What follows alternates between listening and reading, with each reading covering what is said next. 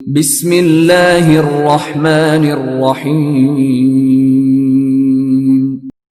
اقرأ باسم ربک الذی خلق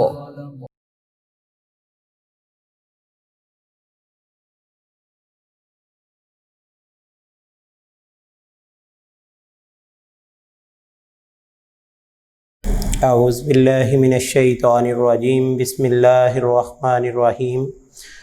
معزز سامعین، طلباء و طالبات، جیسا کہ گزشتہ لیکچر میں ہم نے 1920 سے لے کر 1929 تک پڑھا کہ پاکستان کے جو مسلمان ہیں ان کے پس منظر میں کیا کیا ان کی ترقی کے مراحل تھے، کیا کیا انہوں نے کوششیں کیں، تو ہم اسی کو پڑھ رہے ہیں کہ پاکستان بنانے کے لیے مسلمانوں نے کس حد تک محنتیں کی۔ تو 1920 سے لے کر 1929 تک ہم نے پڑھ لیا، جس میں ہم نے آخری بات جو کی تھی وہ قائد اعظم رحمۃ اللہ علیہ کے 14 نکات کی بات کی تھی۔ تو آج کا ہمارا لیکچر انتہائی اہمیت کا حامل، جس میں ہم بات کریں گے علامہ محمد اقبال کے خطبہ الہ آباد کی، یعنی ہم آج جو پڑھیں گے 1930 سے شروع کریں گے اور 1940 تک، یہ 10 سال کے ٹینور میں مسلمانوں نے کیا کیا چیزیں فیس کی، مسلمانوں نے کن کن چیزوں پر محنت کی، اور ان کے جو رہنما تھے انہوں نے کیا کیا ان کو اسباق سکھائے۔ لہذا سب سے پہلے ہماری جو بات ہو رہی ہے خطبہ الہ آباد کی۔ اب دیکھیں لفظ الہ آباد، اب یہ بات میں آپ کو سکھاتا جاؤں، بیٹا آپ اکثر بولتے ہیں سمن آباد، یہ سمن آباد نہیں ہے، سمن آباد، اسلام آباد، اسلام آباد نہیں ہے، اسلام آباد، یعنی جہاں لوگ بستے ہیں، آباد ہیں، اور اس سے پہلے جو نام ہے وہ الگ ہے۔ ہمیں یہ بھی اسی طرح الہ آباد یہ جگہ کا نام ہے، اور وہاں پہ علامہ اقبال نے 1930 میں خطبہ دیا تھا۔ تو اس خطبے کی سب سے پہلی بات کیا کہی تھی؟ سب سے پہلی بات کیا تھی؟ کہ مسلمانوں کو الگ تشخص ملنا چاہیے، مطلب کہ مسلمانوں کو سب سے پہلے یہ بات ہو کہ ہندو تسلیم کریں کہ مسلمانوں کی پہچان الگ ہے۔ اب پہچان کیسے بنتی ہے؟ اب دیکھیں، مسلمانوں کے نام رکھنے کے اصول الگ، مسلمانوں کے نام الگ، مسلمانوں کا لباس الگ، مسلمانوں کی زندگی کا طرز الگ، مسلمان اپنی ثقافت میں ایک دوسرے سے الگ، اب یہ ہندوؤں سے ہر چیز میں الگ ہے۔ لہذا مسلمانوں کو ایک قوم بننا چاہیے، اور وہ قوم کا تشخص کیسے؟ کہ یہ اقبال نے پہلی بات کہی کہ بھئی ہندوؤں یہ بات مانو کہ مسلمان ایک قوم ہے۔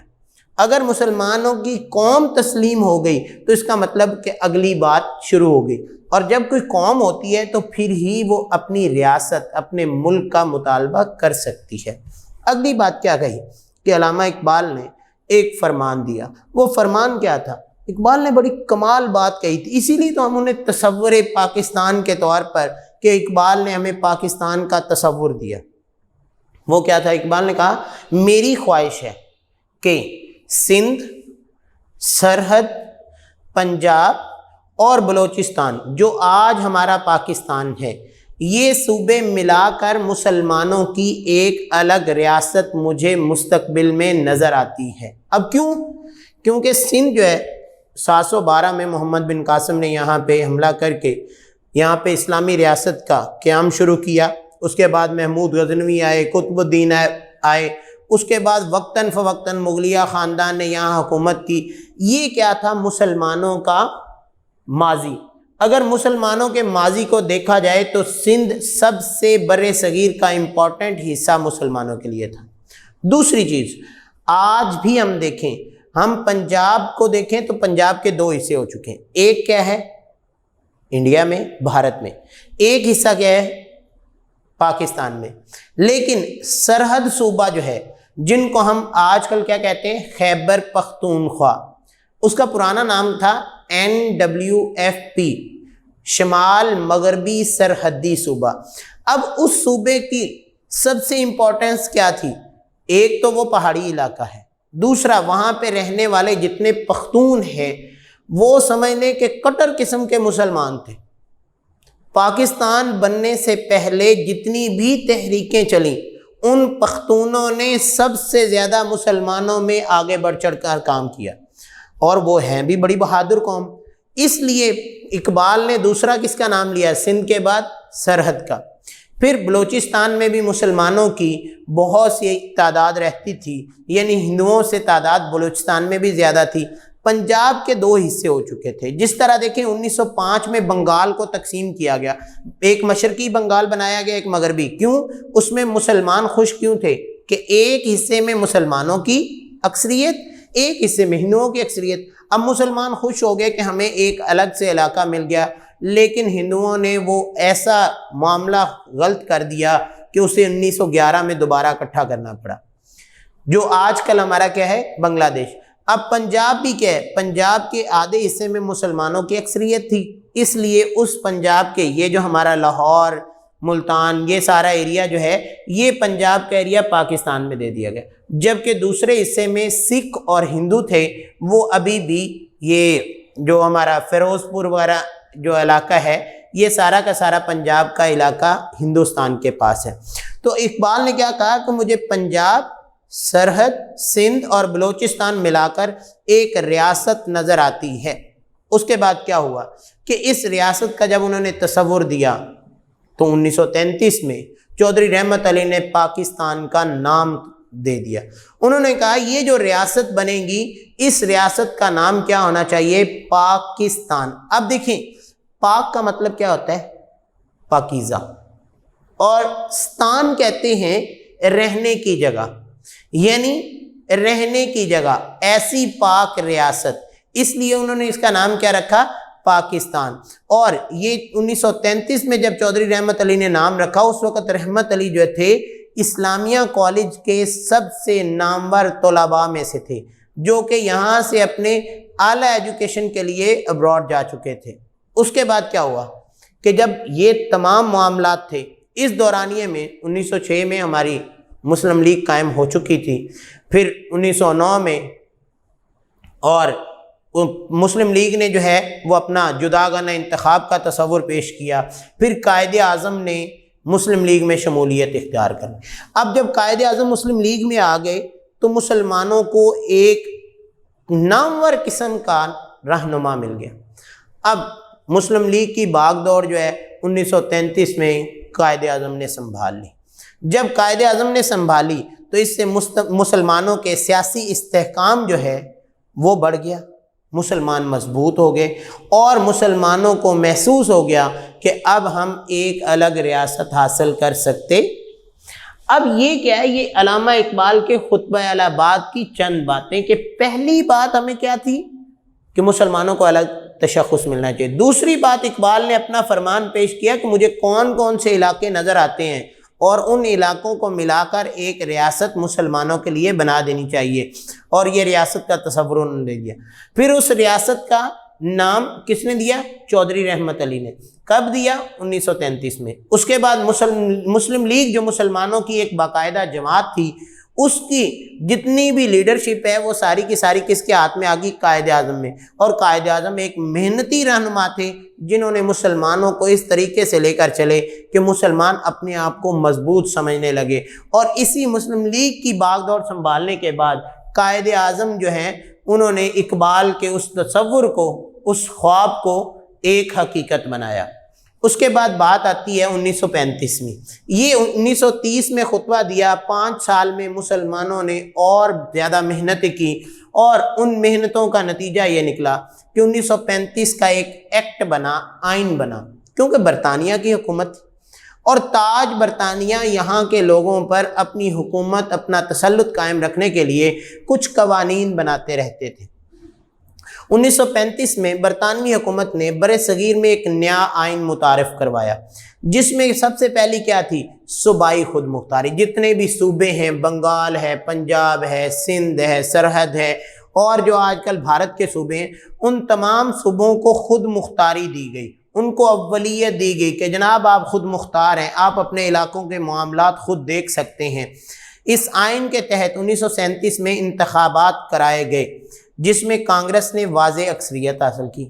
اور یہ بات ہم سمجھتے ہیں کہ کانگریس جو ہے وہ ہندوؤں کی ایک باقاعدہ جماعت تھی۔ جب ان کو اکثریت ملی تو اکثریت حاصل کرنے کے بعد کیا سمجھتے ہیں کہ ہندو جو ہیں وہ مسلمانوں کے ترقی، ان کے مضبوطی کی بات کریں گے؟ نہیں، انہوں نے سب سے پہلے کیا کیا، جو اقبال نے الگ تشخص دیا تھا، انہوں نے یہاں پہ شناخت ختم کرنے کا پروگرام بنایا کہ مسلمانوں کو جو الگ تشخص ملا ہے اسے ختم کیا جائے، مسلمان ایک متحد قوم رہ ہی نہ جائیں۔ بلکہ انہوں نے، کیونکہ ہندو جو تھے انگریزوں کے ساتھ ملے تھے، وجہ کیا تھی؟ کیونکہ 1857 میں انگریزوں نے مسلمانوں سے قبضہ لیا تھا برِ صغیر کا، مسلمانوں سے حکومت چھینی تھی، لہذا ہندو انگریزوں کے ساتھ ہو گئے، مسلمانوں کو انہوں نے پیچھے کرنا شروع کر دیا، اور وقتاً فوقتاً ہندو چاہتے تھے کہ برِ صغیر میں ان کی شناخت ختم ہو جائے، لہذا وہ شناخت ختم کرنے کا انہوں نے پروگرام بنایا۔ اس میں کئی قسم کے انہوں نے معاملات بنائے، جس میں انہوں نے اردو ہندی تنازع بنایا کہ یہاں پہ اردو نہیں ہونی چاہیے، ہندی زبان آنی چاہیے۔ اسی طرح انہوں نے کوشش کی کہ مسلمانوں کو جو ہے وہ اپنا ترانہ، بندے ماترم کا جو ان کا ترانہ تھا، اس ترانے کی طرف لے کر آئیں۔ بچے مسلمانوں کے اسکول جاتے، ان بچوں کو صبح صبح اس ترانے کے احترام میں کھڑا کیا جاتا، مسلمانوں کے بچوں کو مجبور کیا جاتا کہ تم بندے ماترم کے ترانے کو یاد کرو، اس کا احترام کرو، اس ترانے کے لیے۔ اب یہ ترانہ اگر آج ہم سنیں نا تو ہمیں اندازہ ہو، جس طرح ہم پاکستان کے محبتانہ ترانے سنتے ہیں جناب، جس میں پاکستان سے ہماری محبت واضح ہوتی ہے اور بھارت سے ہماری نفرت، اس طرح ہندوؤں نے بھی وہ ترانہ ایسا بنایا ہے جس میں مسلمانوں سے نفرت ظاہر ہوتی تھی۔ اب ایک مسلمان بچہ وہ اپنے ہی مسلمانوں سے نفرت کا اظہار کیسے کر سکتا تھا؟ لہذا اس کے لیے یہ بڑی مشکل بات تھی، لیکن ہندو یہ بات چاہتے تھے کہ مسلمان بندے ماترم کے ترانے کا احترام کریں، اس کو یاد کریں۔ اور اب ایک 6 سال کے یا 4 سال کے بچے کو آپ پہلے دن سے جو بات سکھا دیں، وہ بڑا ہو کے وہی سمجھے گا، کیونکہ اس کو اس کے بیک گراؤنڈ کا تو پتہ ہی نہیں ہوگا۔ اب ایک چھوٹا بچہ ہوتا ہے، اسے ہم بچپن میں یہ کہتے ہیں کہ یہ کتا کاٹتا ہے، اس کے قریب نہیں جانا۔ اب وہ بوڑھا بھی ہو جائے گا نا تو اس کے ذہن میں یہ بات پختہ رہے گی کہ نہیں جی کتا کاٹتا ہے، وہ اس سے ڈرتا ہی رہتا ہے۔ وجہ یہی وہ سمجھتے تھے کہ بجائے اس کے کہ بڑے جو مسلمان ہیں ان کو ہم ان کے مشن سے ہٹائیں گے تو یہ تو نہیں ہٹنے والے، لہذا انہوں نے بچوں سے یہ کام شروع کیا۔ اس کو رویے کو دیکھتے ہوئے مسلمانوں میں الگ وطن کے مطالبے کا جذبہ مزید بڑھ گیا، اور 1938 میں پٹنہ کے مقام پر مسلم لیگ کا ایک سالانہ اجلاس ہوا، جس اجلاس میں قائد اعظم محمد علی جناح کو قائد اعظم کے لقب سے نوازا گیا۔ اب سب سے پہلی بات یہ آپ کا شارٹ کویسچن بڑا امپورٹنٹ ہے کہ قائد اعظم کو، ان کا صحیح نام تو محمد علی جناح تھا، محمد علی جناح کو قائد اعظم کا لقب کب ملا؟ آپ کا ایم سی کیوز بھی بنتا ہے 1938 میں۔ کب؟ 1938 میں۔ کب ملا؟ 1938 میں۔ اور 1939 میں جب کانگریسی وزارتوں کا خاتمہ ہوا، اب کانگریسی وزارتیں جو تھیں، جو انہوں نے 1937 میں انتخابات ہوئے، کانگریس کے لوگوں کو وزارتیں ملیں، ان وزارتوں کا خاتمہ ہوا تو قائد اعظم اور مسلم لیگ کی اپیل پر مسلمانوں نے 22 دسمبر کو یوم نجات منایا۔ اب یوم نجات منانے سے مراد کیا ہے کہ ہندوؤں کی جو مسلمانوں پر ایک حکومت بن چکی تھی، اس حکومت سے کیا کیا جائے؟ مسلمانوں کو آزادی دلائی جائے۔ تو یہ تھا 1935 کا دور۔ اب 1935 سے لے کر 1939 تک ہم نے یہ 4 سال جو تھے، ان 4 سالوں میں کیا کیا چیز سیکھی کہ صوبائی خود مختاری جو ملی، جس سے مسلمانوں کو اپنی شناخت واضح کرنے کا حق ملنا تھا۔ اب اس سے کیا ہوا کہ انتخابات ہوئے، ہندو جیت گئے، کانگریس کے جیتنے پر انہوں نے مسلمانوں کی شناخت کو ختم کرنے کی کوشش کی، پھر مسلمانوں پر بندے ماترم کے ترانے کو لازمی قرار دیا، جس سے وہ مسلمان مجبور ہونا شروع ہو گئے۔ لیکن اس کے بعد 1939 میں جب مسلمانوں نے یوم نجات منایا تو اس وقت مسلمانوں کے سامنے کانگریس کی جتنی بھی وزارتیں تھیں وہ ساری ختم ہو گئیں اور مسلمانوں نے سکھ کا سانس لیا۔ اب اس کے بعد مسلمانوں نے اگلے ہی سال 39 کے بعد انہوں نے 40 میں کیا کیا؟ قرارداد لاہور پیش کی۔ اب یہ ہمارے پاس ہماری تاریخ میں قرارداد لاہور لکھی جاتی ہے، لیکن اگر اس کو نام دیکھا جائے تو ہندو اخبار جو تھا اس نے اس کا نام رکھ دیا قرارداد پاکستان، کیونکہ اس سے پہلے 33 میں پاکستان کا نام جو ہے وہ تو ان کے اخباروں میں، ان کے رسالوں میں ہندوؤں کے رہنماؤں کی زبانوں پر آ چکا تھا، لہذا انہوں نے سمجھا کہ 1940 میں جو لاہور میں قرارداد ہو رہی ہے یہ قرارداد لاہور نہیں ہے، یہ قرارداد پاکستان ہے، لہذا مسلمانوں نے اس کا نام قرارداد لاہور رکھا تھا، ہندو اخباروں نے اس کو قرارداد پاکستان کا نام دیا۔ اب اس کی صدارت کس کے زیر سایہ تھی؟ قائد اعظم کی۔ لیکن اس قرارداد کو پیش کس نے کیا تھا؟ یہ قرارداد شیر بنگال مولوی فضل الحق، مولوی فضل الحق جو تھے انہوں نے اس قرارداد کو اس انداز سے پیش کیا کہ مسلمانوں نے اس قرارداد کی ایک ایک بات کو اچھی طریقے سے سمجھ لیا۔ اب اپنی صدارتی تقریر کے دوران قائد اعظم نے بھی مسلمانوں کو تمام قسم کے سیاسی مسائل اور دو قومی نظریے کی وضاحت کی، اور انہوں نے کہا کہ یہ قرارداد تمام مسلمانوں کے لیے اس طرح ہے کہ اس میں یہ سمجھ لیں کہ بر صغیر میں دو قومیں ہیں، کون کون سی؟ ایک ہندو اور ایک مسلم۔ اگر یہ دو قومیں جو ہیں آپس میں اکٹھی رہیں گی تو یہ علاقہ کبھی بھی آگے نہیں بڑھ پائے گا، اور یہ کبھی اکٹھی ہو بھی نہیں سکتی چاہے یہ سینکڑوں سال اکٹھی رہ لیں۔ کیوں؟ میں نے شروع میں بات کی کہ مسلمانوں کا زندگی کا ہر طرز ان سے ہندوؤں سے الگ، جس کی بنا پر یہ دونوں قومیں آپس میں اکٹھی کبھی بھی نہیں ہو سکتی۔ اس کے بعد کیا ہوا؟ قرارداد کا متن پیش کیا گیا۔ قرار پایا کہ آل انڈیا مسلم لیگ کی متفقہ رائے ہے کہ کوئی آئینی منصوبہ اس ملک میں قابل عمل اور مسلمانوں کے لیے قابل قبول نہیں ہوگا۔ متن بیٹا ایز اٹ از آپ نے یاد کرنا ہے، جب تک بنیادی اصولوں کی روشنی میں نہ کیا جائے، یعنی جغرافیائی طور پر جڑی ہوئی وحدتوں کی حد بندی ایسے خطوں میں کی جائے، یعنی علاقوں کا اس میں کسی قسم کا کوئی بھی رد و بدل نہ کیا جائے۔ اب علاقوں کا رد و بدل کیا تھا؟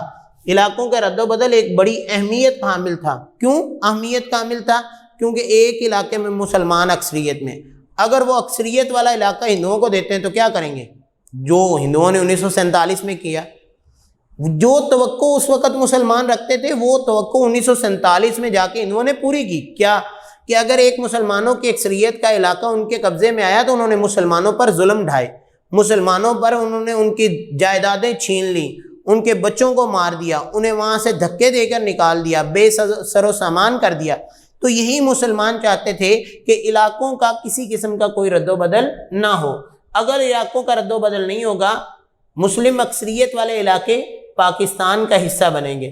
اس کے بعد کیونکہ یہ بات ہندوؤں کی مخالفت کی بات تھی، لہذا ہندو یہ چاہتے تھے کہ ہم اکثریت میں، لہذا ہم مسلمانوں سے جون سا علاقہ چاہیں چھین لیں۔ مسلمان ایک امن پسند قوم جو کہ ایسی جنگ یا ایسی سچویشن میں نہیں آنا چاہتی تھی، لہذا مسلمان جہاں اقلیت میں ہوں وہاں ان کے حقوق اور مفادات کا مناسب تحفظ بھی رکھا جائے۔ اس کے بعد کیا ہوا کہ گاندھی اور ہندوؤں نے اس قرارداد کی مخالفت کی۔ انہوں نے مخالفت کرنی تھی، کیوں؟ کیونکہ یہاں پہ ایک طرف قائد اعظم تھے، دوسری طرف گاندھی صاحب تھے، لہذا گاندھی اور ہندوؤں کے درمیان جو ہے یہی جو معاملات تھے یہ ایک دوسرے کے مخالف تھے۔ برطانوی پریس نے اس قرارداد کو جناح کا پاکستان قرار دیا۔ بھارتی جو اخبارات تھے انہوں نے قرارداد پاکستان کا نام لکھا، جبکہ جو برطانوی، کیونکہ یہاں پہ برطانیہ کی قوم، برطانوی جو اخبار تھا اس نے اس کو کہا جناح کا پاکستان۔ اس قرارداد کے صرف 7 سال کے بعد مسلمانان بر صغیر نے اپنی جدوجہد کے نتیجے میں پاکستان بنا لیا، یعنی 40 میں یہ قرارداد پیش ہوئی اور مزید 7 سال مسلمان اسی طرح محنت کرتے رہے اور آخر کار 1947 میں مسلمانوں نے پاکستان حاصل کر لیا۔ تو آج کا ہمارا جو کام ہے، جو کویسچن ہے، سب سے پہلے علامہ محمد اقبال کا خطبہ الہ آباد، اس میں کون کون سے پوائنٹس ہیں، ان کو آپ نے شارٹ کویسچن اور لانگ کی صورت میں بھی یاد کرنا ہے۔ اس کے بعد 1935 کا آئین جو تھا، اس آئین میں کیا کیا باتیں تھیں، یعنی اس میں صوبائی خود مختاری تھی، اس میں ہندوؤں نے جب انتخابات جیتے تو مسلمانوں کی شناخت ختم کرنے کا پروگرام بنایا، مسلمانوں نے آخر کار 1939 میں یوم نجات منایا۔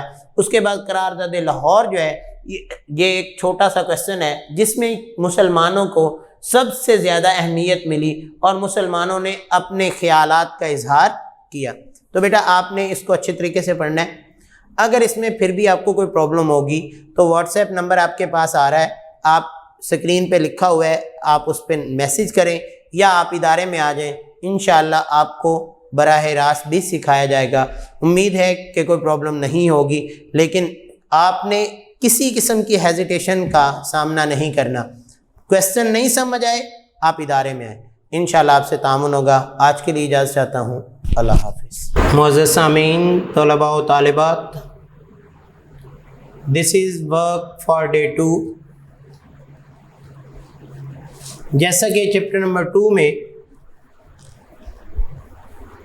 تحریک پاکستان کے پس منظر کے حوالے سے ہم پڑھ رہے تھے، تو اس میں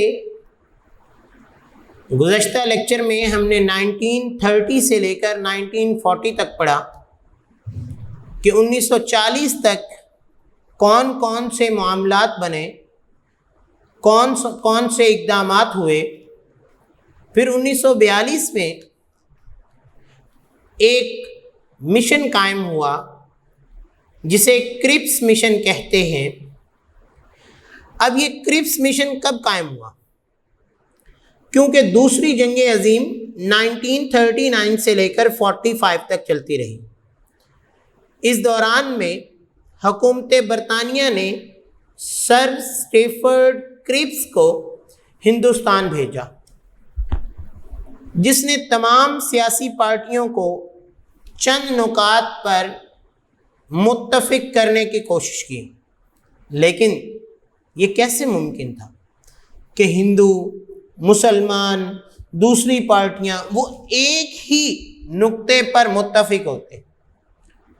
حالانکہ وہ اپنے اس مشن میں ناکام رہا، لیکن پھر بھی کیونکہ ہمارا کویسچن ہے تو ہمیں اس کی تجاویز کے بارے میں پڑھنا چاہیے کہ کرپس نے اس وقت کون سی تجاویز پیش کی۔ اب سب سے پہلی اس نے تجویز یہ دی کہ بھی بر صغیر جو ہے یہ جب تک رہے گا، جس میں ہندوستان، بنگلہ دیش، پاکستان، یہ سارا کا سارا جو ہے وہ تاج برطانیہ کے ماتحت رہے گا، لیکن اندرونی اور بیرونی معاملات میں برطانوی حکومت کسی طرح کی بھی دخل اندازی نہیں کرے گی۔ اب کیا ہے کہ اب یہاں کے لوگ ہی اس سارے بر صغیر کو سنبھالیں گے، لیکن سربراہی وہ کیا چاہتے تھے، کون کرے گا؟ سربراہی تاج برطانیہ کرے گا۔ دوسری بات اس نے کہی کہ تمام شعبے جو ہیں وہ ہندوستانیوں کو سپرد کیے جائیں گے، یعنی ہندوستان کے جو یہاں کے باسی ہیں، رہنے والے لوگ ہیں، جو یہاں بستے ہیں، ان کو دیے جائیں گے۔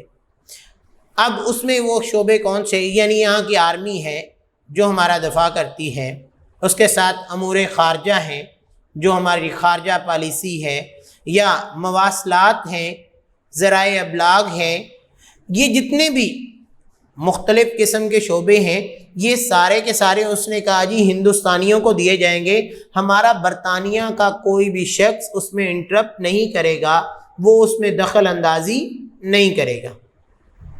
تیسری بات اس نے کیا کہی کہ آئین کے مطابق مرکزی اسمبلی قائم کی جائے گی۔ اب مرکزی اسمبلی جو ہے وہ جب منتخب ہوگی تو اس کے چناؤ کا اختیار صوبائی قانون ساز اسمبلیوں کے ارکان کو حاصل ہوگا۔ آئین مکمل ہو گیا تو ہر صوبے کی توثیق کے لیے بھیجا جائے گا، اور جو صوبے آئین کو پسند نہیں کریں گے وہ با اختیار ہوں گے کہ مرکز سے علیحدہ ہو کر اپنی آزاد ریاست یعنی حیثیت قائم کر لے۔ اب کیا ہے کہ اس نے کہا ایک آئین بنایا جائے گا جو کہ مرکزی اسمبلی منتخب کی جائے گی آئین بنانے کے لیے، جس کا چناؤ کیا ہوگا کہ صوبائی قانون ساز اسمبلیاں کریں گی۔ اب اس قانون ساز اسمبلیوں کے چناؤ کے بعد وہ آئین جب جیسے پورا ہو جائے گا وہ ہر صوبے کو اس کی ایک ایک کاپی بھیج دی جائے گی۔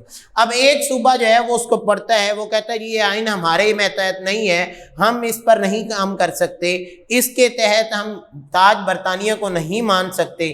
تو اس نے کہا جی اس صوبے کو اجازت ہے وہ ہم سے علیحدہ ہو جائے، وہ تنہائی پسند اختیار کر لے۔ چوتھی بات اس نے کہی کہ جتنی بھی اقلیتیں ہیں ان کے تحفظ کے لیے مناسب اقدام اٹھائے جائیں۔ اب سر اسٹیفرڈ کرپس کی یہ تجاویز مسلم لیگ اور کانگریس کے علاوہ دوسری سیاسی جماعتوں نے بھی مسترد کر دی۔ اس وقت کئی چھوٹی چھوٹی سیاسی جماعتیں تھیں۔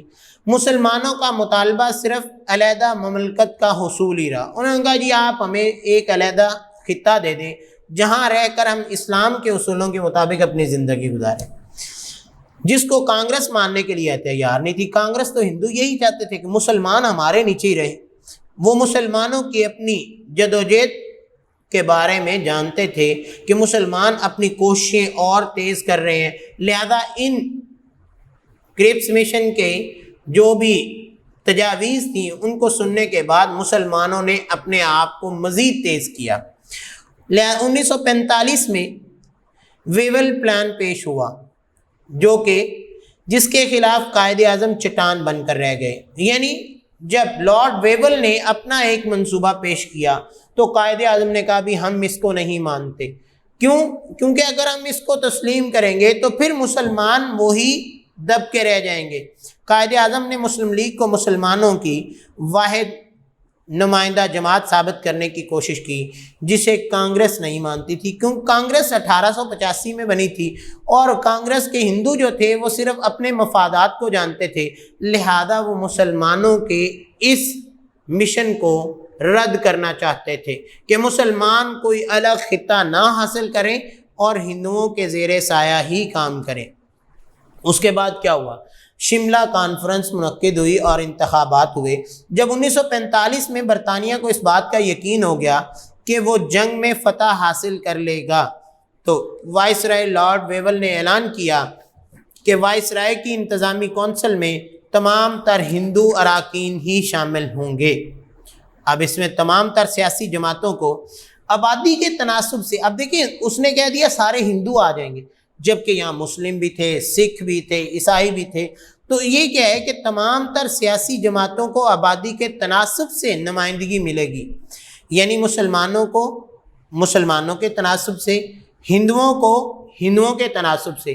تو یہ کیا ہے کہ جتنی کسی کی ریشو ہوگی، اب یہاں پہ اگر مسلمان جو ہیں وہ 40% تھے تو مسلمانوں کو 40%، ہندو آ گئے تو ہندوؤں کو اگر 60% ہے تو اس کے 60%، یعنی ہر جماعت کو اس کے مطابق نمائندگی ملے گی جتنا ان کا تناسب ہندوستان میں موجود تھا۔ پھر کیا ہوا کہ 1945 میں ان تجاویز پر غور کرنے کے لیے شملہ کے مقام پر ایک کانفرنس ہوئی۔ اب اس کانفرنس کے انعقاد میں کونسل میں مسلم 5 اراکین تھے جو کہ مسلمانوں کی نمائندہ جماعت مسلم لیگ نے نامزد کیے تھے، اور قائد اعظم نے کہا 5 مسلم اراکین کو ہی مسلم لیگ خود نامزد کرے گی کیونکہ مسلمانوں کی ایک نمائندہ جماعت ہے۔ اب ہندوستان میں ہندو چاہتے تھے کہ مسلمان نہیں، مسلم لیگ کے ممبر کچھ ہندو بھی بن گئے تھے، وہ یہ چاہتے تھے کہ ان ہندو ممبران جو ہیں ان کو ہی ہم انتخاب میں شامل کر لیں، اور کل کو یہ ہندو جو ہیں یہ چاہے مسلم لیگ سے الیکشن لڑیں لیکن یہ ساتھ تو ہندوؤں کو ہی دیں گے۔ اس لیے اس نقطہ پر شملہ کانفرنس بھی ناکام ہوگی۔ پھر 1945 اور 46 کے انتخابات ہوئے اور اس میں مسلم لیگ جو تھی اس نے زبردست کامیابی حاصل کی اور مسلمانوں کے لیے مخصوص نشستوں پر مکمل کامیابی حاصل کر کے مسلمانوں کی واحد نمائندہ جماعت مسلم لیگ بن گئی، جس سے کیا ہوا کہ ہندو اس چیز کو برداشت نہ کر سکے، جبکہ مسلمانوں کو اس سے فروغ ملتا گیا، مسلمان ترقی کرتے گئے، مسلمان حتیٰ کہ اس مقام پر آ گئے کہ اب وہ کھل کر اپنا مطالبہ کر سکتے تھے کہ بھئی ہمارا ملک ہمیں چاہیے، ہمیں ایک خطہ چاہیے اور اس خطے میں رہ کر ہم اپنی زندگی اسلام کے اصولوں کے مطابق گزارنا چاہتے ہیں۔ اب یہاں پہ بیٹا ہمارے 2 شارٹ کویسچنز ہیں، ایک کرپس مشن کی تجاویز بیان کریں، 4 اس میں آپ نے تجاویز بیان کرنی ہے۔ نمبر 1 کیا؟ برصغیر تاج برطانیہ کے تحت ہوگا، تمام شعبے جو ہیں کرپس نے کہا کہ وہ ہندوستانیوں کو سپرد کر دیے جائیں گے۔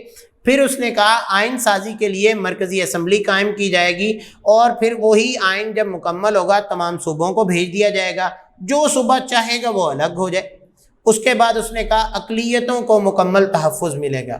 پھر شملہ کانفرنس میں کیا ہوا کہ لارڈ ویول نے جو اعلان کیا، اور شملہ کانفرنس، شملہ کا مقام کہاں پہ ہے؟ یہ آپ کا ایک شارٹ کویسچن بن سکتا ہے کہ شملہ کہاں پہ ہے؟ تو یہ بھارت کی ریاست ہماچل پردیش میں ہے۔ ہماچل پردیش اس کی ایک ریاست ہے، اس کا ایک مقام ہے جو کہ شملہ کہلاتا ہے، اور آج کل یہ ایک تفریحی مقام کے طور پر بہت زیادہ مشہور ہے۔ تو اس کے بعد ہم بات کر رہے تھے 1945-46 کے انتخابات، جس میں مسلم لیگ نے بہت زیادہ جو ہے وہ کامیابی حاصل کی۔ تو ان شارٹ کویسچنس کو بھی آپ نے یاد کرنا ہے۔ اگر کوئی پرابلم ہو تو ہم سے رابطہ کرنا ہے۔ آج کے لیے اجازت چاہتا ہوں، اللہ حافظ۔ اعوذ باللہ من الشیطان الرجیم، بسم اللہ الرحمن الرحیم۔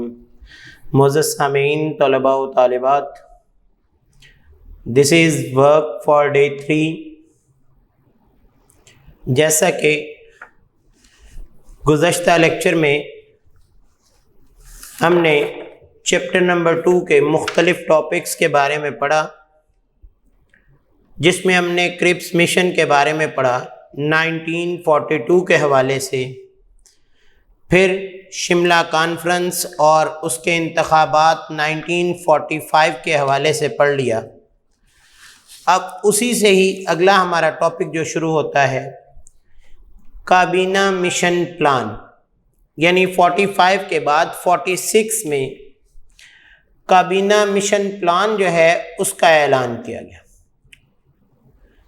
کیونکہ 1945 میں جو انتخابات ہوئے تھے، ان انتخابات میں انگلستان میں لیبر پارٹی کی حکومت آ گئی۔ برطانوی حکومت نے ہندوستان میں بڑھتی ہوئی سیاسی بے چینی کو دیکھتے ہوئے کابینہ مشن بھیجا، جس کے 3 اراکین تھے۔ اس مشن کے 2 بنیادی مقاصد تھے۔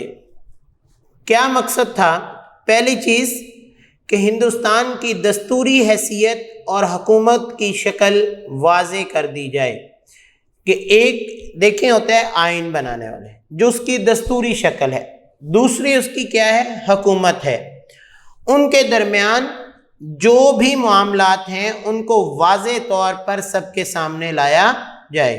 دوسری طرف مسلمانوں اور ہندوؤں میں نفرتوں کی خلیج کو کم کر کے ہندوستان کو متحد رکھنے کی کوشش کی جائے۔ کیوں کہ اس وقت تک 1945 تک مسلمانوں اور ہندوؤں میں بہت زیادہ آپس میں اختلافات پیدا ہو چکے تھے۔ مسلمان یہ بات سمجھتے تھے کہ ہندو جو ہیں وہ اپنے تمام مفادات کی بات کرتے ہیں، لیکن مسلمانوں کے مفادات کی بات نہیں کی جاتی۔ اسی وجہ سے تو گزشتہ انتخابات میں بھی مسلم لیگ نے ان کے ہندوؤں کے ساتھ نہیں گئے، بلکہ انہوں نے کیا کیا؟ اپنا علیحدہ تشخص قائم کرنے کے لیے محنت کی۔ اب یہ دونوں جو تھے، مسلمان اور ہندو، یہ 2 بڑی قومیں تھیں جو ہندوستان میں تھی۔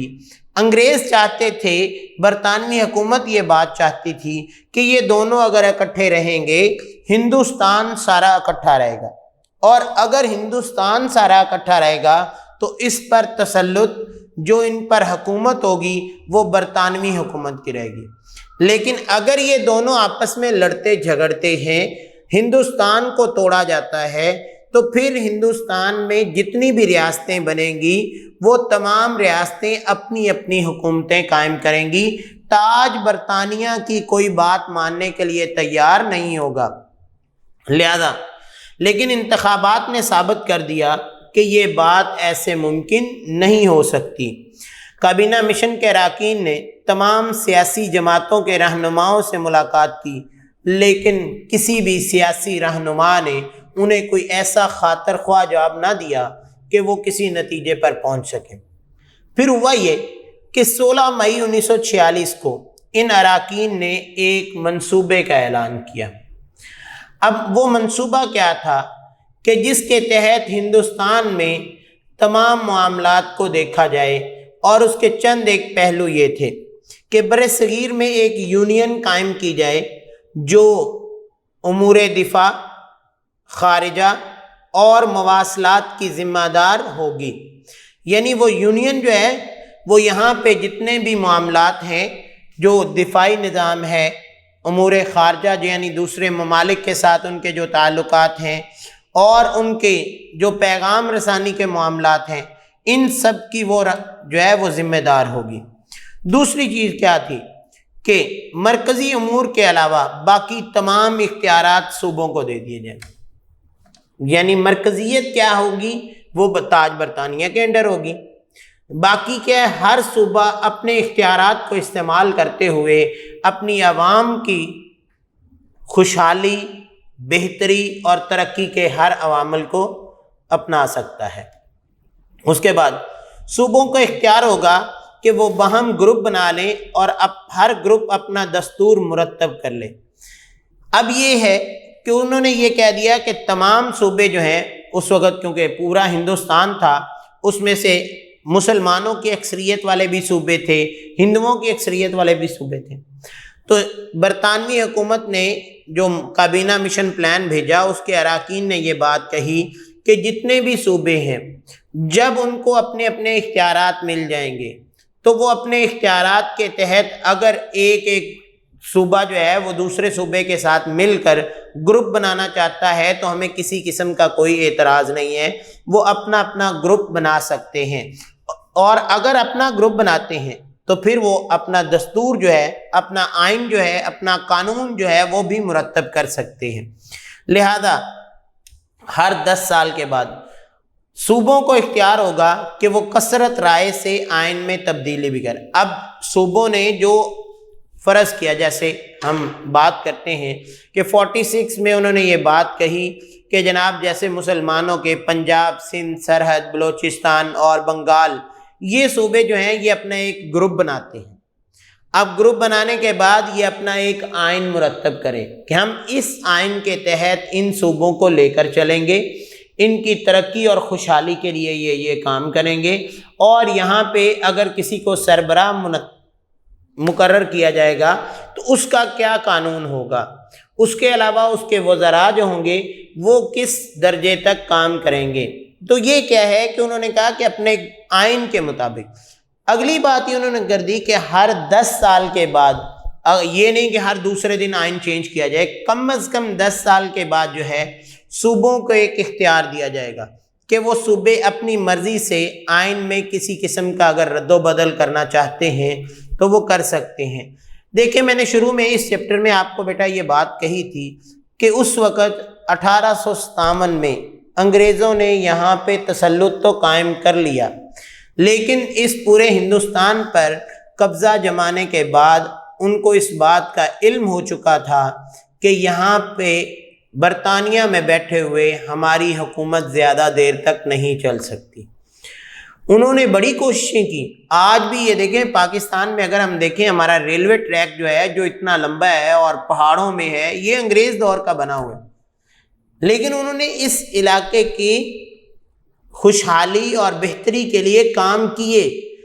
جب وہ انہوں نے یہ کام کرنے کے باوجود یہ دیکھا کہ یہاں تو مختلف قومیں آباد ہیں، سکھ بھی ہیں، ہندو بھی ہیں، مسلم بھی ہیں، عیسائی بھی ہیں، لہذا تمام قوموں کے نظریات الگ الگ ہیں، ان کے تصورات الگ الگ ہیں، ہر قوم نے اپنا ایک جو ہے وہ الگ قدم اٹھایا ہوا ہے، جس میں ان کے پارٹی الگ ہے۔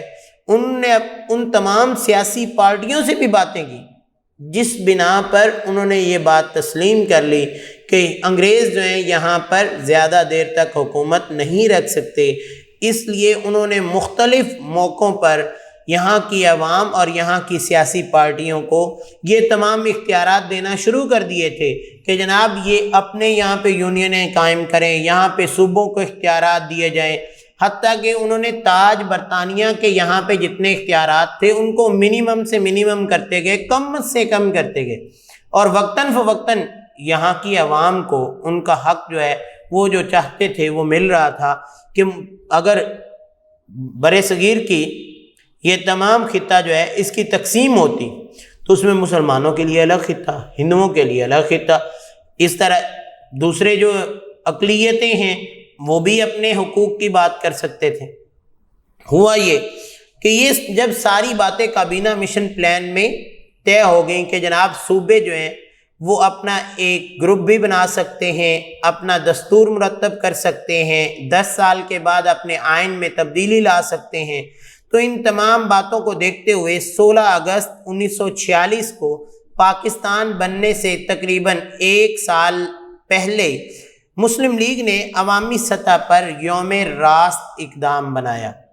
اب یوم راست اقدام منانے کا فیصلہ کیا کیونکہ ہندو انگریزوں کے بعد برِ صغیر میں حکومت کا خواب دیکھ رہے تھے۔ اب ہندوؤں کے ذہن میں یہی تھی، کیونکہ کانگریس اس وقت کی سب سے بڑی جماعت تھی، ہندو یہی سمجھ رہے تھے کہ کانگریس ہماری جماعت جو ہے یہ انتخابات میں اس وقت جو ہے وہ جیت چکی ہے، اور یہاں پہ حکومت جو ہوگی جو ہندوؤں کی ہوگی، انگریز تو ویسے ہی بھاگنا چاہ رہے ہیں، لہذا پورا کا پورا جو برِ صغیر ہے، جو ہندوستان ہے، یہ سارا کا سارا ہندوؤں کے زیر آ جائے گا۔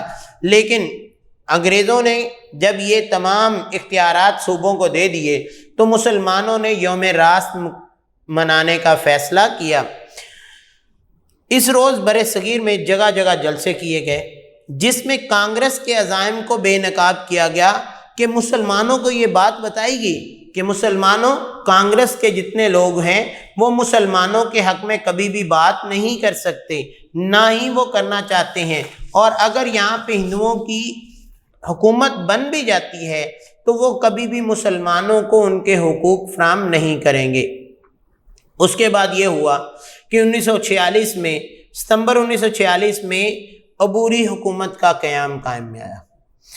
اب 1946 میں وائسرائے نے کانگریس کو عبوری حکومت قائم کرنے کو کہا۔ ان حالات میں مسلم لیگ نے میدان خالی چھوڑنے کے بجائے مسلم لیگ نے کیا کیا؟ اس نے عبوری حکومت میں شمولیت اختیار کی۔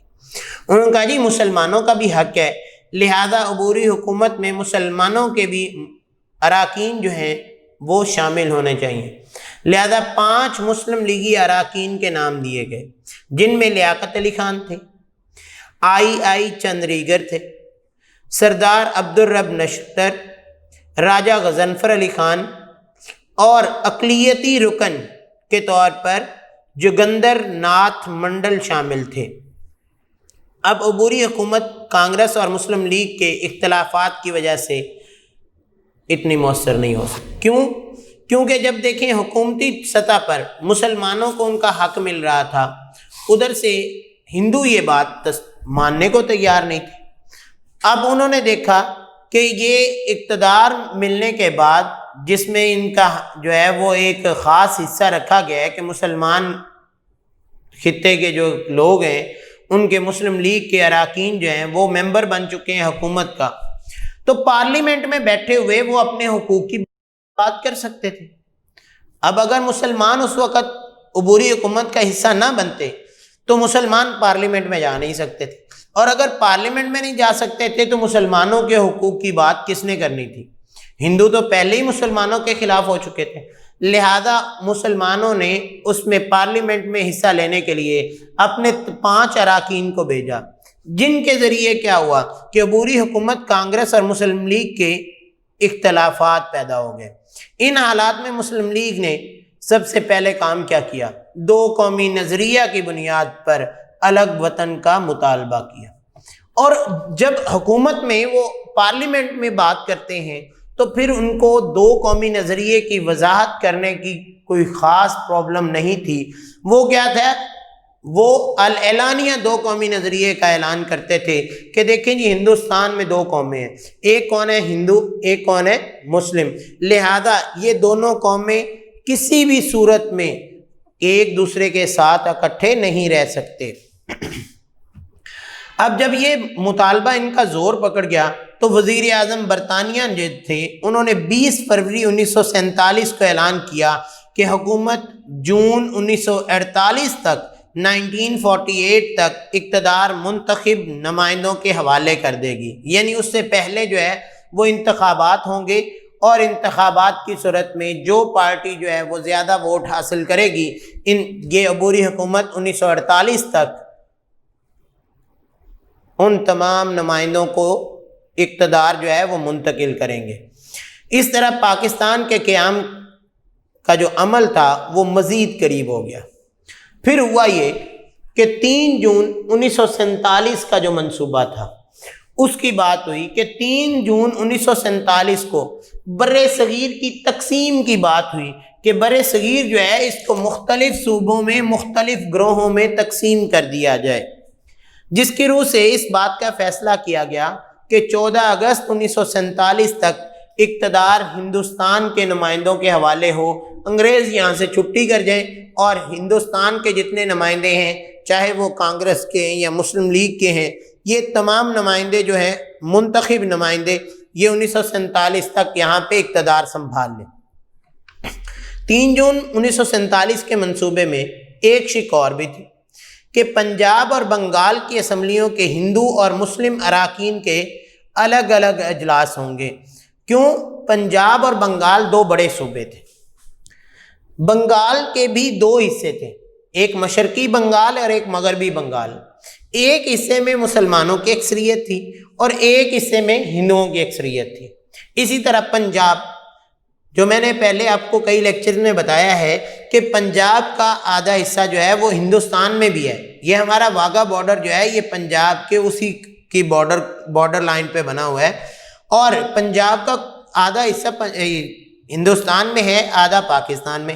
اب یہ بھی اتنا بڑا صوبہ تھا، اس حصے میں مسلمانوں کی اکثریت تھی اور اس حصے میں ہندوؤں کی اکثریت تھی، لہذا انہوں نے کہا کہ ان دونوں صوبوں کے جتنے بھی نمائندگان ہیں وہ مسلمان اپنے اجلاس کریں گے اور ہندو اپنے اجلاس کریں گے۔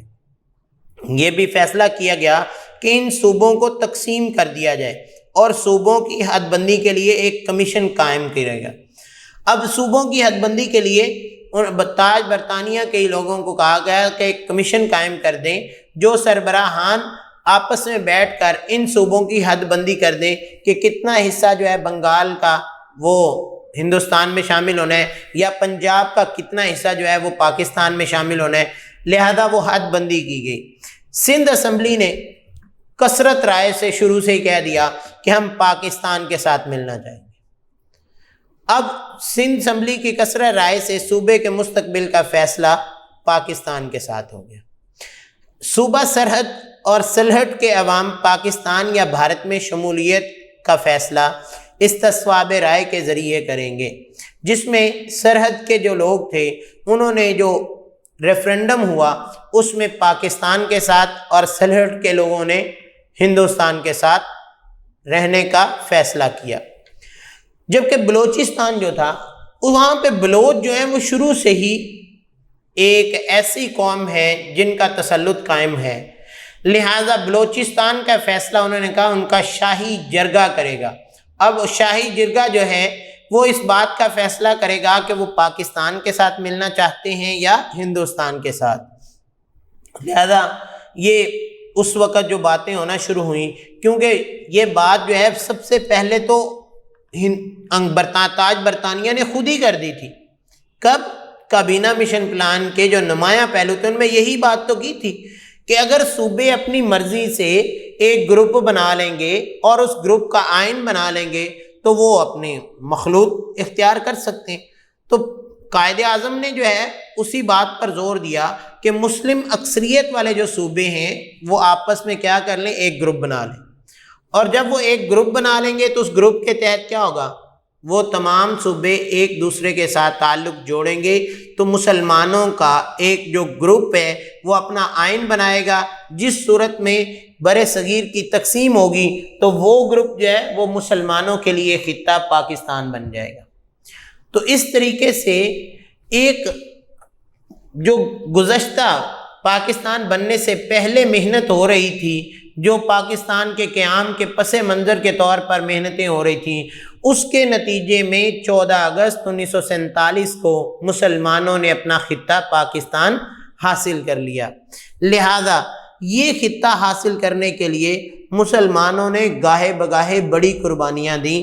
ہم نے یہ دیکھیں، صرف آج پڑھتے ہیں قائد اعظم نے پاکستان بنایا۔ قائد اعظم جو تھے اس وقت مسلمانوں کے سب سے بڑے رہنما تھے، لیکن ان کے ساتھ باقی رہنماؤں نے بھی بہت زیادہ محنتیں کی، اور آج اگر ہماری قوم کو اس بات کا پتہ چلے تو ہماری قوم جو ہے اس بات پر کبھی غور بھی نہیں کرتی کہ ہمیں ان اپنے رہنماؤں کے جو اسپیشل ڈیز ہیں ان کا بھی نہیں پتہ ہوتا. جیسا کہ آج 11 ستمبر کو کیا ہوا تھا؟ قائد اعظم اس دنیا کو چھوڑ کر اپنے خالق حقیقی سے جا ملی. تو دیکھیں بیٹا، ہمیں سب سے پہلے کیا پتہ چلنا چاہیے کہ قیام پاکستان سے پہلے کتنی زیادہ محنتیں ہم، کیونکہ 1906 سے لے کر آگے پڑھتے آ رہے ہیں کہ 1906 سے جب مسلم لیگ بنی تو اس کے بعد مسلمانوں نے کتنی محنتیں کیں. آج ہم 1947 کے منصوبے تک پہنچ چکے ہیں، اور اس 47 کے منصوبے تک آخر ہمیں نظر آنا شروع ہو گیا کہ واقعہ ہی پاکستان تو اب بننے کے بالکل قریب ہے، کیونکہ یہ تمام معاملات جو ہیں وہ آہستہ آہستہ تاریخ کا رخ جو ہے وہ اس طرف موڑا جا رہا تھا کہ آخر کار مسلمان اپنے لیے خطہ حاصل کر ہی لیں گے. تو بیٹا یہ تھا ہمارا آج کا ورک فار ڈے 3 کا کام. آپ نے ان تینوں شارٹ کویسچنس کو، 4 شارٹ کویسچن بنتے ہیں آپ کے، ان کو اچھے طریقے سے پڑھنا ہے کہ کابینہ مشن پلان کب پیش ہوا، یعنی 1946 میں. اس کے بعد اس وقت برطانیہ میں، انگلستان میں کون سی پارٹی کی حکومت تھی؟ لیبر پارٹی کی حکومت تھی. اس کے علاوہ اس کے نمایاں پہلو کون کون سے ہیں؟ یہ آپ کی بک میں 4 لائنیں دی گئی ہیں کہ سب سے پہلے یونین کا قیام کیا گیا، صوبوں کو اختیارات دے دیے گئے، اور صوبوں کو یہ کہا گیا کہ وہ اپنا گروپ بنائیں گے تو اپنا دستور بنا لیں، اور 10 سال کے بعد وہ صوبے جو ہیں اپنے دستور میں، اپنے آئین میں چینجنگ کر سکتے ہیں. اس صورتحال کے تحت مسلمانوں نے یوم راست میں اقدام منانے کا فیصلہ کیا. اور پھر عبوری حکومت کب قائم ہوئی، اور اس عبوری حکومت کو قائم کرنے میں انگلستان نے سب سے پہلے کس کو حق دیا؟ کانگریس کو. لیکن مسلمانوں نے اس کو میدان خالی چھوڑنے کے بجائے شمولیت اختیار کی اور اپنے مسلم لیگی رہنماؤں کے نام دیے. یہ بھی آپ کو شارٹ کویسچن آ سکتا ہے کہ عبوری حکومت میں کون کون سے مسلم رہنماؤں کے نام تھے اور مسلم لیگ کے کتنے ممبران تھے.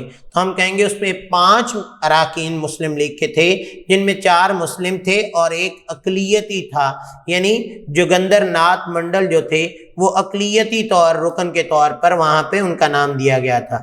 پھر 3 جون کا منصوبہ جب پیش ہوا تو وہ ڈائریکٹ جو ہے وہ بر صغیر کی تقسیم کا ہی منصوبہ تھا. اس حوالے سے بیٹا اس کو اچھے طریقے سے پڑھیے گا. اگر کوئی پرابلم ہوگی تو ہم حاضر ہیں. آج کے لیے اجازت چاہتا ہوں. اللہ حافظ.